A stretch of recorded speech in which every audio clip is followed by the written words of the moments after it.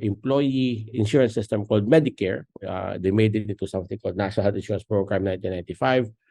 Still focused on the formal sector, but eventually became sort of the national it's like a universal health insurance, and that's a big part of the 2019 law. So stop using social health insurance when you describe it, because half of the population is being brought into the system by government subsidy. So instead of government budget going to the supply side, goes to the demand side.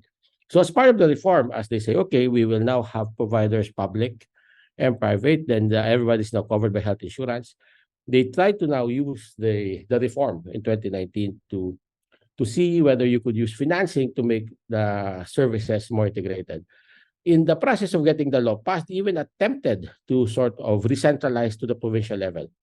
So in a sense, there was an attempt that the towns and will now be under the supervision of the health services at the town level will be under the supervision of the province. So some level, so probably some level of re-centralization of the province, which is how a lot of countries are doing. Fortunately, this was desisted. So the solution was, okay, do it in a sort of a voluntary manner. So the approach was, since it could not be mandated on the supply side, you basically use the financing now that's coming from the National Health Insurance, call it PHIC or Philippine Health Insurance Corporation, and try to incentivize or basically nudge everyone to work together. And so this is how it eventually evolved. Now, of course, the problem is that it's actually a brilliant solution. Okay, the special health fund basically creates a virtuous cycle. What all of the payment that's being made by PHIC to the providers of local government units, the towns and the provinces, will be retained in the fund.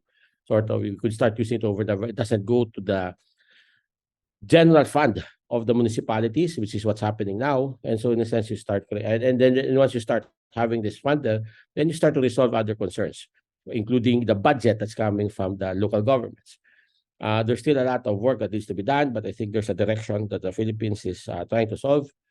And clearly, it's a model that's quite similar in lots of countries. The only concern, of course, is that since the, how do you call it, the big problem in the big dinosaur, Voldemort in the room, which is in a sense really trying to get health less, not political, not something that's really controlled by the local governments, the fully administered and supervised by the mayors and local officials.